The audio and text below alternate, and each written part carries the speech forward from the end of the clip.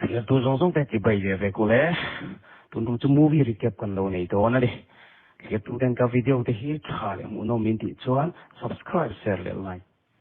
Min lo ti sa ke chok do nia. Kan movie recap tu hi kum sang ni poro. Kuma an lo ti chu to apocalypse to ti ani do na. Yang mi pakat amin radi young blood jaguar po ti chu an man tel ve a mar su van et khat takin an han do na ni oklem umova pui fanaute asan choran tan chin kan en ho do na ni